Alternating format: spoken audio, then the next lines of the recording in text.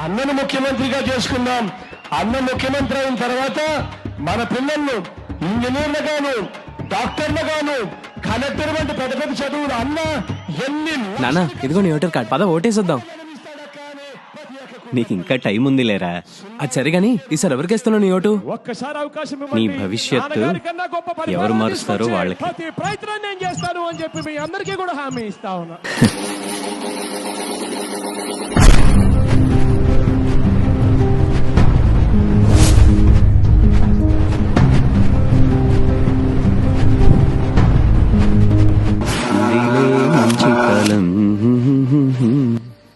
ఏంటమ్మా ఫ్యాన్ ఆపేసావు?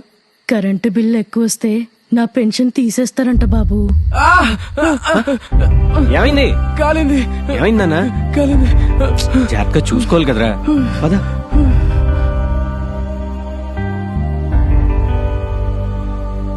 నానా నా ఈసారి ఓటు పెన్షన్ ఎవరికి వేసావు? పోయింది బాబు, నా ఎవరికి భవిష్యత్తు చెప్పాలి? గురించి ఆలోచించి వేసానన్నావు కదా, బాకీ ఉంది. బాగా అనిపించిందా? నువ్వు నానా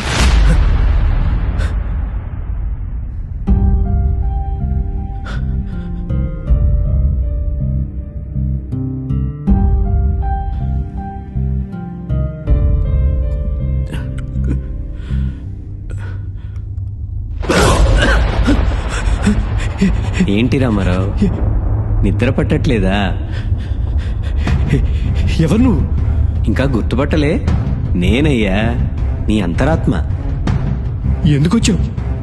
మరి నీలాగా తప్పు చేసి మౌనంగా ఉండలేను కదా, అందుకే. నేనేం తప్పు చేశాను? నేనేం తప్పు చేయలేదు. ఆహా. అబ్బచ్చా, నువ్వేం చేయలేదా? నీ ఒక్కడి ఓటు వల్ల లక్షలాది జీవితాలు రోడ్డున పడ్డాయి. నా ఒక్క ఓటు వల్ల? ఆహా, అలా ఏం జరగదు. మచ్చుకి నీకు ఉదాహరణ చూపిస్తాను, నువ్వే చూడు. ఒక పచ్చటి పల్లెటూరులో ఒక చిన్న ఇంట్లో ఒక అక్క తమ్ముడు ఉండేవారు. అక్క ఇంజనీర్ చదివి జాబ్ ట్రయల్స్లో ఉంది. తమ్ముడు డిగ్రీ ఫైనల్ ఇయర్ చదువుతున్నాడు. వాళ్ళ ఇంటి పక్కన ప్రభుత్వ భూమి ఒక ఖాళీ స్థలం ఉంది.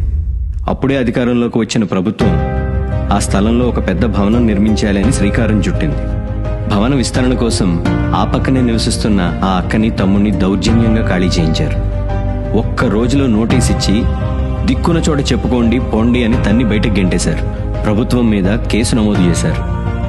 దాంతో అక్కడి ప్రభుత్వ లోకల్ లీడర్స్ అక్కని బెదిరించడానికి డిగ్రీ చదువుతున్న తమ్ముడిని కిడ్నాప్ చేసి చెరుకు తోటలోకి తీసుకెళ్లి నిర్దాక్షిణ్యంగా అమానుషంగా తగలబెట్టారు. నీ కొడుక్కి చిన్న గాయమైతేనే అంత తలడెళ్ళిపోయావే, అలాంటిది నీ కొడుకీడు కుర్రాన్ని బతికుండంగా తగిలెట్టేశారు. మాట్లాడితే నా కొడుకు భవిష్యత్తు అంటావు కదా, అదెలా ఉంటుందో చూస్తావా?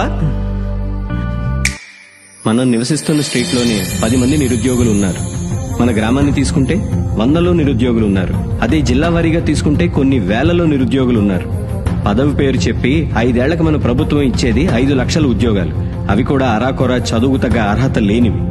ఈ లెక్కను చూసుకుంటే నీ కొడుకు భవిష్యత్తు ఓ 5-6 వేలకి తాకట్టు పెట్టేసినట్టే. మార్పు అనేది మనలో నుండి రావాలి. సరైన నాయకత్వాన్ని ఎన్నుకోకపోతే నీ కొడుకు భవిష్యత్తు అతలాకుతలం అయిపోతుంది.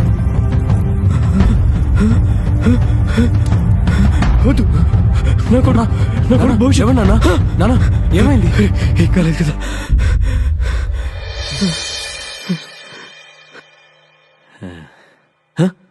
హ్మ్?